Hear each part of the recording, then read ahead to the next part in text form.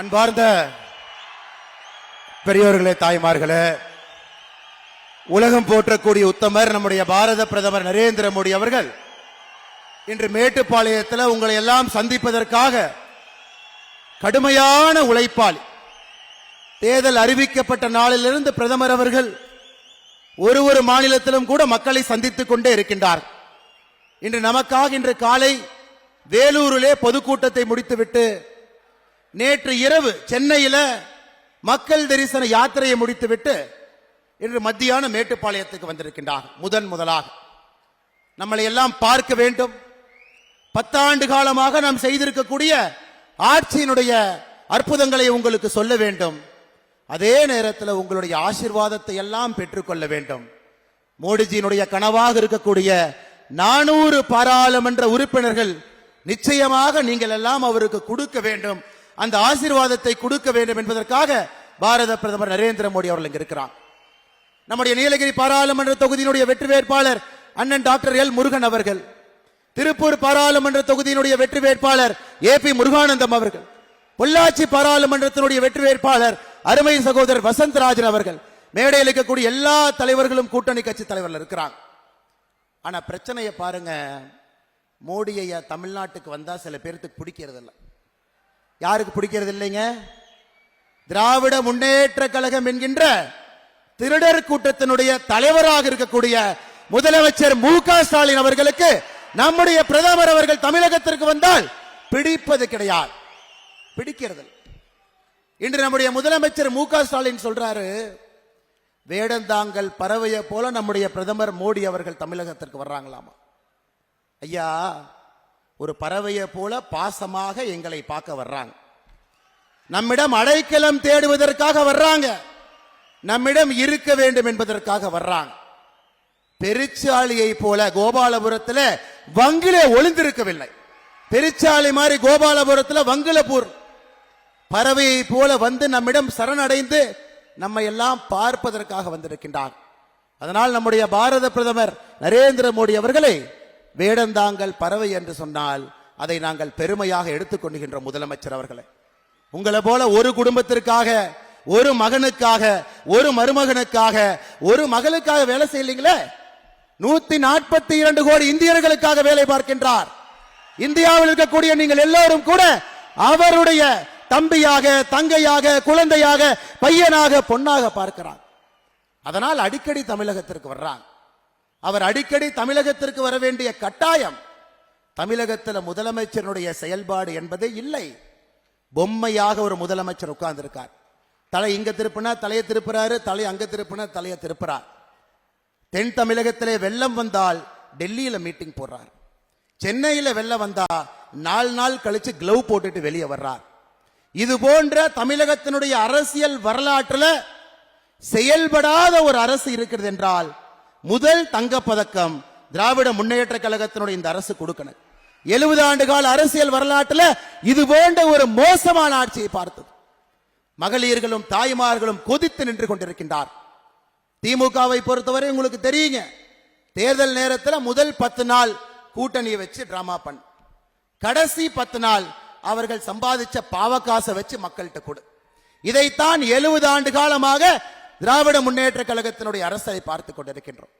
ஆனால் இந்த முறை அன்பு சகோதர சகோதரிகளே, திராவிட முன்னேற்ற கழகக்கார யாராச்சு தன்னுடைய பாக்கெட்டில் இருந்து ஓட்டுக்கு பணத்தை கொடுத்தா அது கஞ்சா மூலமாக வந்த பணம் என்பதை மறந்து விடாதீர். உங்களுடைய குழந்தையினுடைய எதிர்காலத்தை உறிஞ்ச போகின்ற பணம் என்பதை மறந்து விடாதீர். அள்ளி தெளிப்பதற்காக மூக்குத்தியோ தோடும் கொடுத்தா நம்முடைய ரத்தத்தை எல்லாம் உறிஞ்சி கசக்கி பிழிந்து 33 மாத காலமாக ஊழல் செய்த பணம் என்பதை மறந்து விடாது. ஆனா மோடி அவர்கள் அன்பை மட்டும் கொண்டு வந்திருக்கின்றார். தமிழக மக்கள் மீது அளப்பரிய அன்பை கொண்டு வந்திருக்கின்றார். கலாச்சாரத்தின் மீது இருக்கக்கூடிய மரியாதை கொண்டு வந்திருக்கின்றார். 10 ஆண்டு காலமாக உலகம் முழுவதுமே ஒரு தமிழ்நாட்டிலே பிறக்காத ஒரு மரத்தமிழன் என்று சொன்னால் அது நரேந்திர மோடி அவர். தமிழ்நாட்டிலே பிறக்காத ஒரு மரத்தமிழன் உலகத்திலே எங்கே சென்றாலும் கூட நம்முடைய தாய்மொழியை பற்றியும் நம்முடைய கலாச்சாரத்தை பற்றியும் பேசிக் கொண்டிருக்கின்றார். ஆனா இங்க இருக்கிற திராவிட முன்னேற்ற கழகம் என்ன பண்ணிருக்கிறீங்க? தமிழ் மொழியினுடைய மகத்துவத்தை கும்படி பூண்டி தாண்டாம அப்படியே வச்சு பூட்டி வச்சிருந்தீங்க. உலகத்தினுடைய மூளை முடுக்கெல்லாம் இந்த கலாச்சாரத்தினுடைய பெருமை எடுத்து சென்று கொண்டிருக்கின்றார். தமிழ்நாட்டினுடைய மகிமையும் வல்லமையும் எடுத்து சொல்லிக் கொண்டிருக்கின்றார். இன்னைக்கு திராவிட முன்னேற்ற கழகத்தினுடைய தேர்தலை யாருங்க நிக்கிறாங்க? தென் சென்னையில நிதியமைச்சர் தங்கம் தென்னரசனுடைய தங்கச்சி நிக்கிறாங்க, தங்கபாண்டியனுடைய மகள். மத்திய சென்னையில யாரு நிக்கிறாங்க? முரசொலி மாறனுடைய மகன் தயாநிதி மாறன். வட சென்னையில யாரு நிக்கிறாங்க? ஆற்காட்டு வீராசாமியினுடைய மகன் பையன் நிக்கிறாங்க, துரைமுருகனுடைய பையன், பொன்முடியினுடைய பையன். இதுக்கு பிரச்சாரம் பண்றது யாருன்னா முதலமைச்சருடைய பையன். வெக்கமாக இல்லையா முதலமைச்சர் அவர்களே? நீங்க ஜனநாயகத்தை பத்தி பேசுறீங்க, நீங்கள் ஜனநாயகத்தை பத்தி பேசுறீங்க. அப்பா எல்லாம் அமைச்சர், பையன்லாம் பாராளுமன்றத்தினுடைய வேட்பாளர். இதுக்கு இந்த தேர்தல் பரப்புரைக்கு போவாரு உங்க பையன்.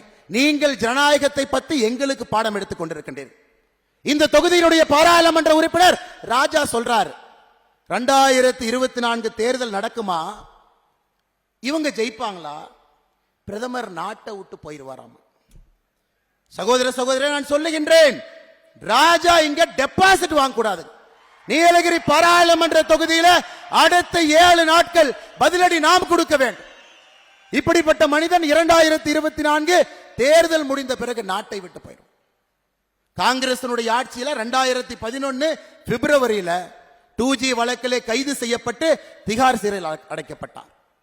அதே பிப்ரவரி மாசம் ஒரு வாரம் கழிச்சு கனிமொழி கருணாநிதி அவர்கள் திகார் சிறையில் அடைக்கப்பட்டாங்க. எதுக்குங்க?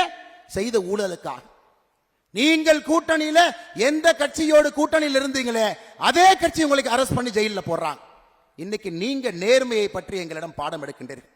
அன்பு சகோதர சகோதரிகளே, 543 பாராளுமன்ற உறுப்பினர்ல இந்தியாவில் மோசமாக ஒரு பாராளுமன்ற உறுப்பினர் என்றால் இந்த தொகுதியினுடைய பாராளுமன்ற உறுப்பினர் அது ஏ ராஜா. அதனால் பதிலடி நீங்கள் கொடுக்க வேண்டும். நம்முடைய பிரதமரை பற்றி தவறாக பேசிய ஏ ராஜா நீலகிரியிலே டெபாசிட் வாங்கக்கூடிய அன்பு சகோதர சகோதரிகளே, அடுத்த 7 நாட்கள் கடுமையாக உழைக்க வேண்டும். இந்த மனிதனுடைய உழைப்பெல்லாம் தனக்காக இல்லை. 3வது முறை பிரதமராக என்னை அமர்த்துங்கள் என்று கேட்பது தன்னுடைய குடும்பத்திற்காக இல்லை. 3வது முறை வர வேண்டும் என்பது தன்னுடைய சுய கௌரவத்திற்காக இல்லை. இவர் செய்ய வேண்டிய வேலை இன்னும் பாக்கி இருக்கிறது என்பதை மறந்து விடாது.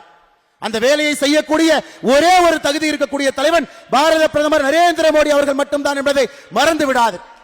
செல்ல வேண்டிய தூரம் பாக்கி இருக்கிறது, செய்ய வேண்டிய வேலைகள் நிறைய இருக்கிறது. அதற்கு ஒரே ஒரு தலைவன் ஏழை மக்களுடைய முன்னேற்றத்திற்காக, விவசாயிகளுடைய நலனுக்காக, பெண்களை மையப்படுத்தி அரசியல் செய்வதற்காக, அரசாட்சி செய்வதற்காக, இளைஞர்களை மேம்படுத்துவதற்காக இந்திய அரசியல் வரலாற்றில் இருக்கக்கூடிய ஒரே ஒரு தலைவன் பாரத பிரதமர் நரேந்திர மோடி அவர்கள் என்பதை நீங்கள் மறந்துவிடக் கூடாது. அன்பு சகோதர சகோதரி, அடுத்த 7 நாட்கள் கடுமையாக நாம் உழைப்போம்.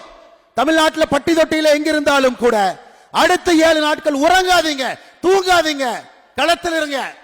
7 நாட்கள் பிரதமருக்காக நம்முடைய வாழ்க்கையை அர்ப்பணிப்போம். 5 வருடங்கள் நமக்காக அவர் அர்ப்பணிக்கின்றார். அன்பு சகோதர சகோதரிகளே, அவருக்காக தமிழ்நாட்டில் மூளை முடுக்கல எங்க இருந்தாலும் கூட 7 நாட்களை முழுமையாக அர்ப்பணி. வீடு வீடு ஏறி இறங்குங்க, எல்லா மக்களையும் பாருங்க.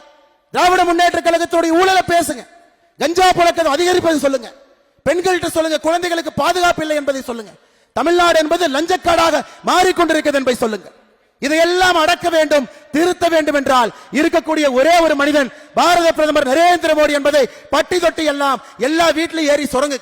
இந்த மனிதனுடைய உழைப்புக்கு நாம் கொடுக்க வேண்டிய வெகுமதி அது. 10 ஆண்டு காலமாக இந்த நாட்டிற்காக 142 கோடி இந்தியர்களுக்காக வேலை செய்திருக்கக்கூடிய பிரதமருக்கு அடுத்த 7 நாட்கள் நீங்கள் வெகுமதி கொடுக்க வேண்டும் என்று அன்போடு மன்றாடி உங்களிடம் கேட்டுக்கொள்கின்றேன்.